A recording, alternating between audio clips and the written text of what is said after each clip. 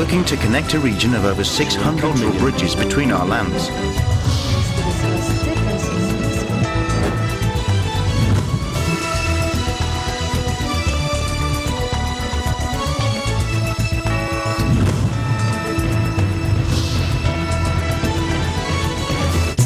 Welcome to ASEAN in Focus. I'm Jude Timera, delivering to you the latest news in and around the ASEAN region on today's headlines. Two Filipino seafarers were killed in Mexico after the bar they were in was set on fire, reportedly by gang members on August 27th, the Department of Foreign Affairs or DFA reported. Singapore Prime Minister Lee Hsien Loong threatened Sunday the editor of an online publication with libel for repeating false allegations related to a bitter feud in the city-state's founding family. And the new and state-of-the-art Iglesia ni Cristo or Church of Christ Museum, featuring the church's history, culture, and rapid global expansion since 1914, opens to the public after it was inaugurated on Monday, August 26, 2019 by INC Executive Minister Brother Eduardo V. Manalo.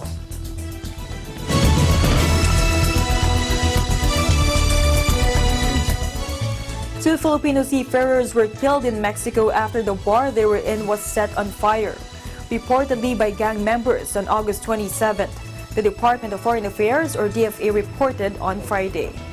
Philippine Ambassador to Mexico Demetrio Tuazon reported that 26 others were killed during the incident in the port of Coatzacoalcos, Veracruz, Mexico. State Governor of Veracruz, Suit Lawak Garcia, released a statement on social media, saying the arson was the result of a dispute between rival gangs in the area. The DFA said the embassy is now in touch with authorities and the Filipino seafarers manning agency for the repatriation of their remains. The DFA extends its condolences to the families of the Filipino seafarers, and the embassy stands ready to provide further assistance if needed. It said in a bulletin sent through Assistant Secretary Emmanuel Fernandez. According to reports, the fire was started with gasoline bombs. The incident happened almost 8 years since the Casino Royale in Monterrey, Nuevo Leon, Mexico, was also set ablaze, during which 52 persons were killed. In the Philippines, President Duterte finally made good on his promise to directly raise the arbitral ruling favoring the country and issues it raised against Beijing's excessive claims in the West Philippine Sea. But China's leader stood pat on his government's position to ignore the 2016 decision. During the meeting of Duterte and Chinese President Xi Jinping in Beijing, Malacanang said on Friday, Duterte was steadfast in raising the arbitral ruling before his Chinese counterpart. Duterte and Xi also agreed on the importance of self-restraint and respect for freedom of navigation in and overflight above the South China Sea. On June 9th, Rectobank incident, the president also expressed appreciation that China is ready to provide compensation to the 22 Filipino fishermen who almost lost their lives.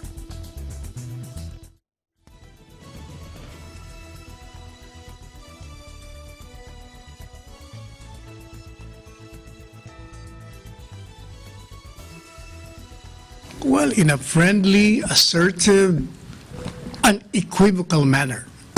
When the Chinese president said China does not recognize the ruling, how did the president respond? Well, I think he expected that because from the very start, that was their position. Even he already said that our position is also the same. We are not changing ours. And they both agreed after that that should not be the sum total, the conflict, the issue of conflict should not be the sum total of the relationship between the two countries, and that they should move forward, but at the same time continue with the dialogue peacefully on that issue.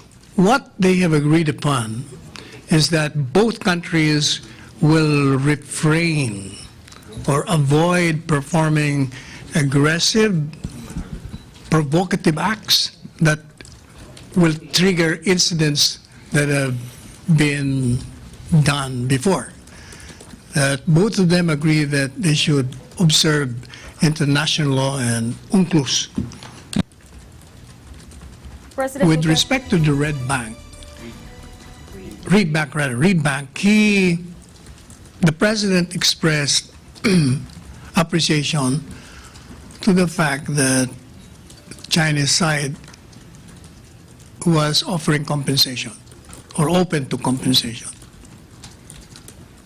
And the fact that the Chinese side recognized the responsibility of compensating the fishermen who almost lost their lives. President Duterte likewise raised the possible joint exploration between the Philippines and China in the West Philippine Sea. Moreover, the Philippines and China also signed 6 bilateral agreements for cooperative measures and assistance to the key areas of education, science and technology, and economic growth. These include the preferential buyer's credit loan agreement of project management consultancy of the Philippine National Railways South Long Haul Project between the Philippine DOF and the Export-Import Bank of China, as well as the exchange of notes on cooperation procedure for the availment and utilization of concessional loan under a renminbi denominated loan facility between the Philippine DFA and the China International Development Cooperation Agency.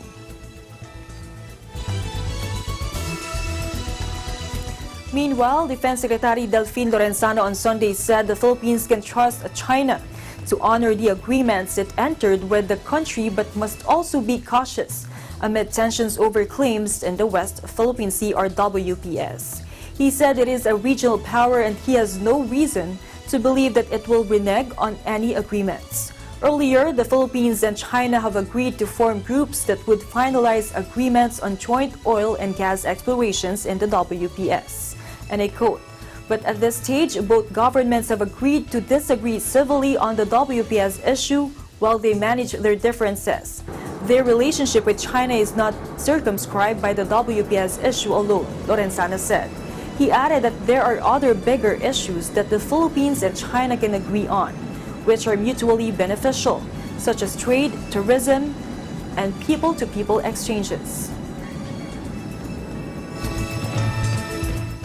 In other news, police in Indonesia's Papua region on Monday banned demonstrations that could lead to anarchist acts, following nearly 2 weeks of mass protest in the easternmost territory of the Southeast Asian archipelago.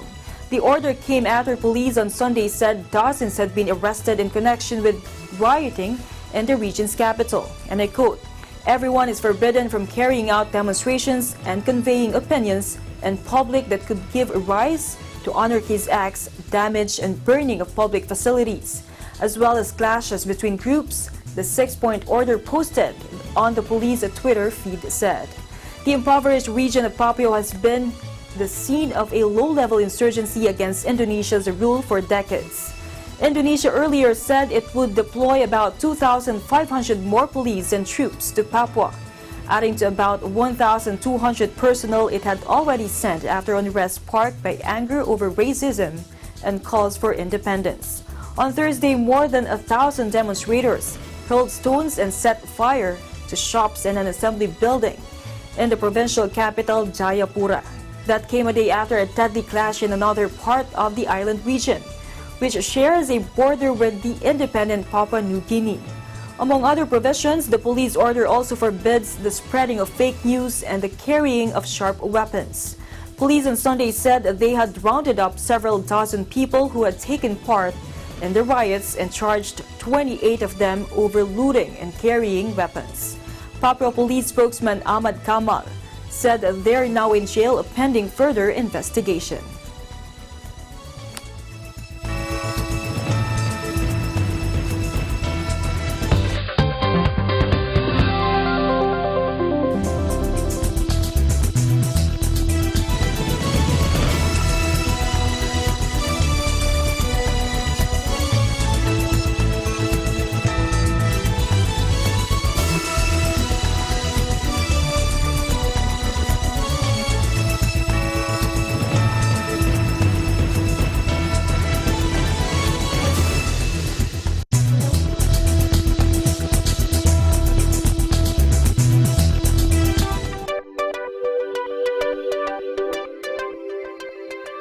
Watch your favorite Net25 shows on OSN channel 725, same day as the Philippines. Net25 is now available on OSN, the largest entertainment network in the Middle East and North Africa. Watch your favorite Net25 shows live And on demand anytime, anywhere on any mobile device on OSN Play.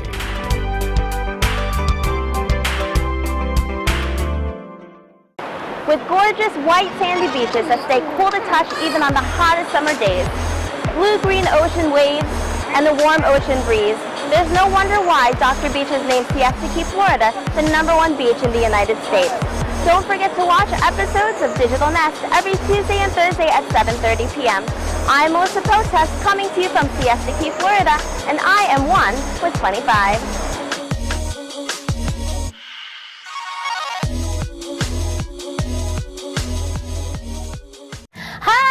I am teacher Sally, and this is Kid Kwento, one of Net25 Kids' online shows. Kid Kwento is now on TV. You can watch us every Monday, Wednesday, and Friday at 4 to 4:30 p.m.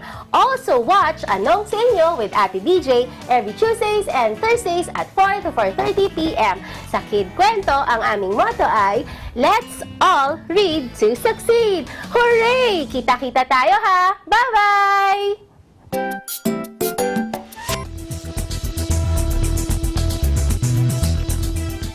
Welcome back. Singapore Prime Minister Lee Hsien Loong threatened Sunday the editor of an online publication with libel for repeating false allegations related to a bitter feud in the city-state's founding family. In a letter to Terry Hsu, chief editor of the Online Citizen or TOC, Lee's press secretary demanded that the article on its website and Facebook page be taken down immediately. The letter also asked a TOC to issue a full and unconditional apology by Wednesday.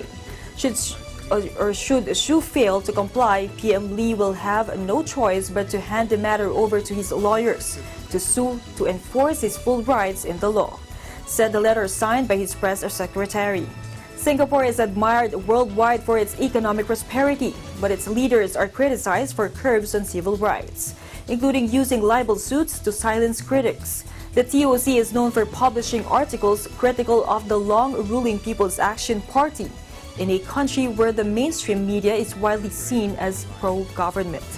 Lee, 67, is embroiled in a public row with his younger brother Lee Hsien-young and sister Lee Wei-ling over the fate of a family house following the death in 2015 of their father, Singapore's founding leader Lee Kuan Yew. The Lee patriarch had wanted the century-old bungalow demolished after his death to avoid the creation of a personality cult. But the Prime Minister's siblings accused their brother of blocking the house's demolition to capitalize on their father's legacy for his own political agenda. Premier Lee has denied the allegations, but said he had chosen not to sue his siblings, as doing so would further taint their parents' names. The article in question was a TOC commentary last month on a Facebook post by Premier Lee's wife, Ho Ching-in, which she shared the piece discussing why it was right sometimes to cut off ties with toxic family members. TOC referred readers to the family feud, which erupted in 2017 after the siblings aired their allegations on social media. In other news, space-starved Singapore has expanded outwards by building into the sea and upwards by constructing high-rises. But planners are now looking underground as they seek new areas for growth. Take a look.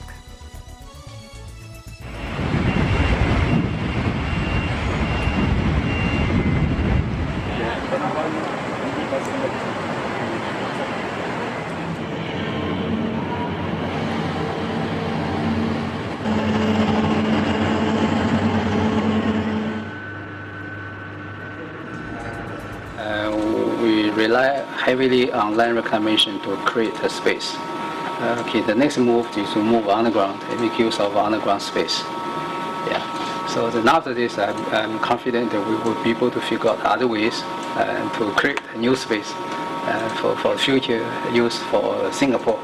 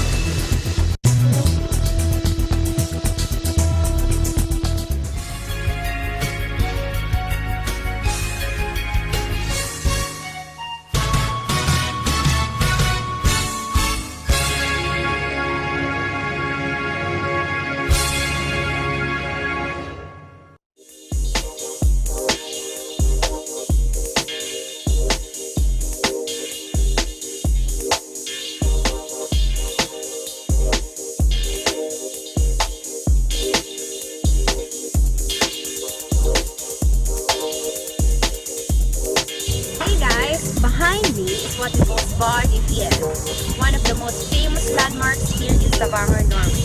And if you want to see more of the tourist spots like this, just tune into Digital Nest every Tuesday and Thursday, 7:30 p.m. I am managing Mejia from Stavanger, Norway, always fun with 25.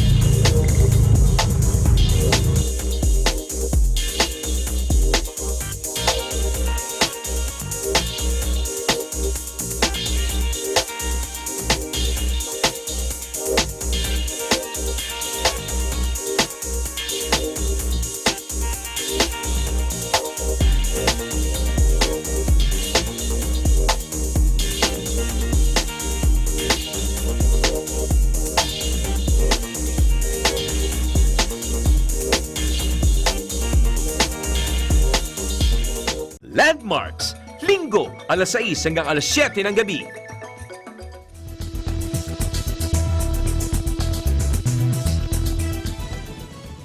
Welcome back. The new and state-of-the-art Iglesia ni Cristo or Church of Christ Museum, featuring the church's history, culture, and rapid global expansion since 1914, opens to the public after it was inaugurated on Monday, August 26, 2019 by INC Executive Minister Brother Eduardo V. Manalo. The 5-level INC Museum, with a total area of 46,000 square meters, is considered to be the largest private and heritage museum, as well as the largest single-building museum in the country, according to INC General Auditor Brother Glicerio Santos Jr.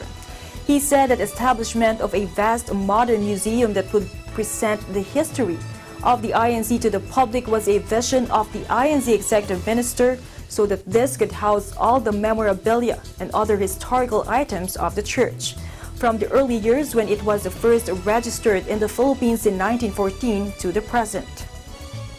Panukala ito ng ating tagapamahalang pangkalatan, ang kapatid na Eduardo Manalo. Kung bakit siya nagpanukala na ganito kalaki, sapagkat yung ating dating museum na nandun sa basement ng templo ay talagang napakaliit na. Kaya inisip niya na magpagawa ng ganitong kalaki, na ito ay 4 na hektarya at 600 metro kwadrado.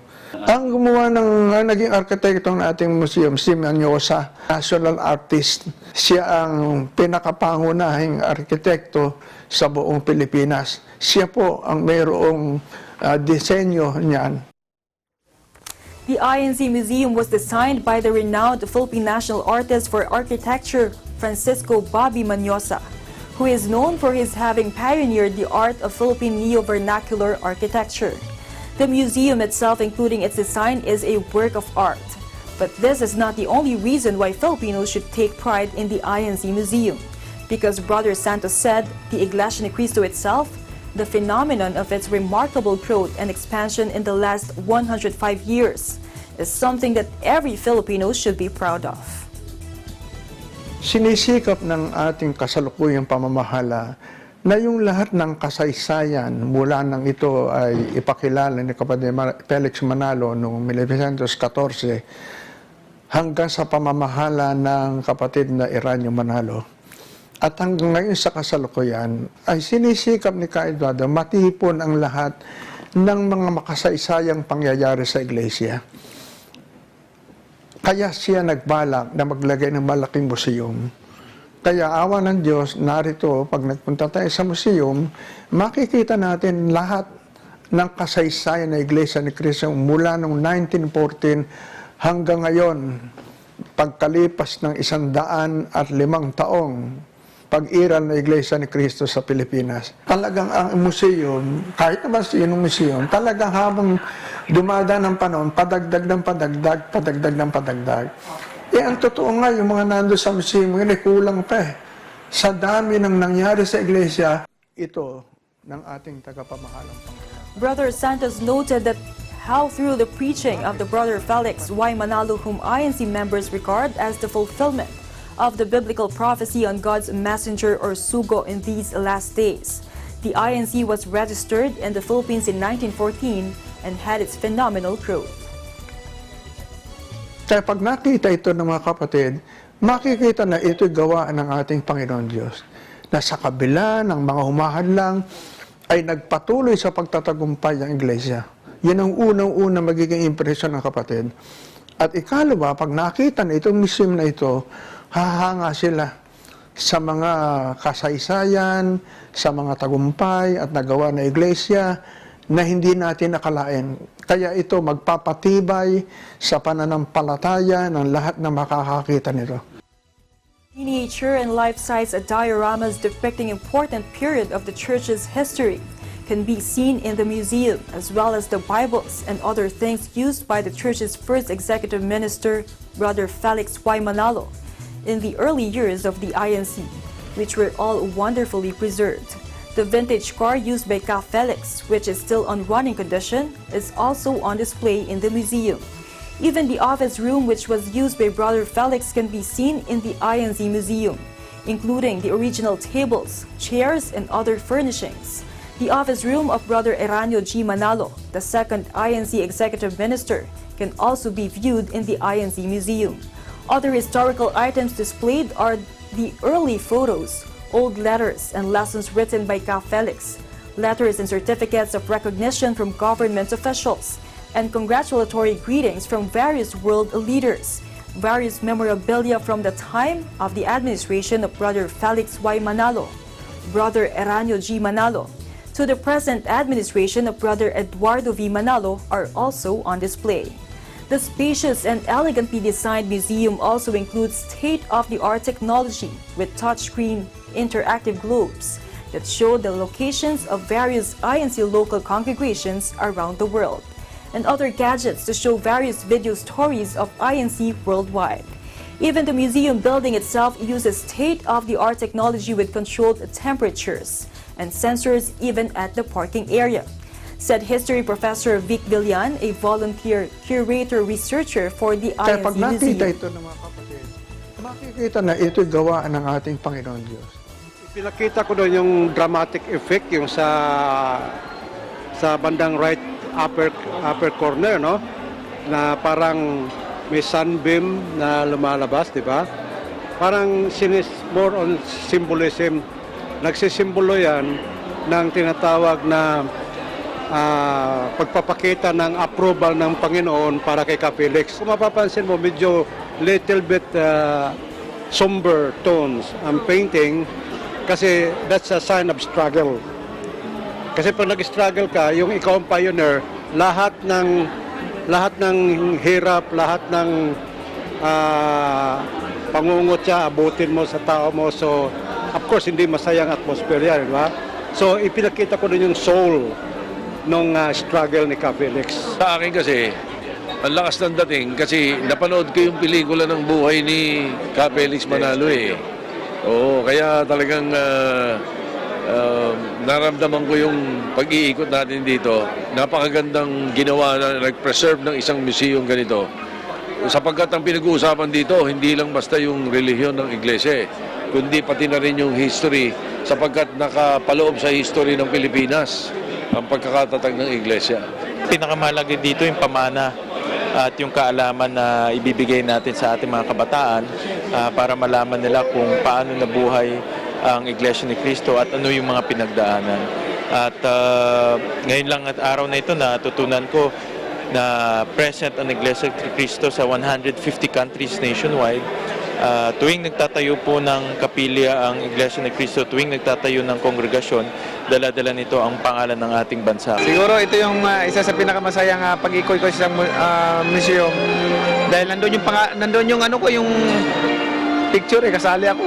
Naka-preserve lahat ng mga pictures, mga alaala hanggang sa kasalukuyan. Ang San Juan po, kung saan po ako nakitira buong buhay ko at kung saan po tayong punong lungsod, ay bahagi rin po ng malalim na kasaysayan ng Iglesia ni Cristo sapagkat si Ka Felix Manalo ay doon mismo po nakalibing sa aming lungsod at malaking bagay po na merong museo gaya nito upang ang lahat po ay matuto tungkol sa kasaysayan ng Iglesia ni Cristo. I am ecstatic because I am a museologist by profession and an anthropologist.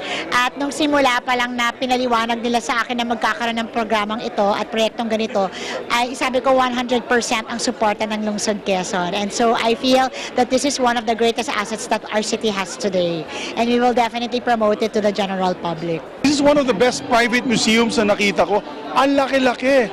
4.6 hectares yung floor space. I am so amazed. Congratulations talaga sa Iglesia ni Cristo for the Iglesia Museum. I hope and pray that it will be successful. Milyon-milyon sana makarating dito para makita ang history ng Iglesia ni Cristo from the very beginning, almost 100 years ago. Talagang nakaka-impress. The first INC museum was opened in 1984. It was located at the basement of the INC Central Temple along Commonwealth Avenue in Quezon City. The new INC museum is located at 25 Central Avenue, Diliman, Quezon City.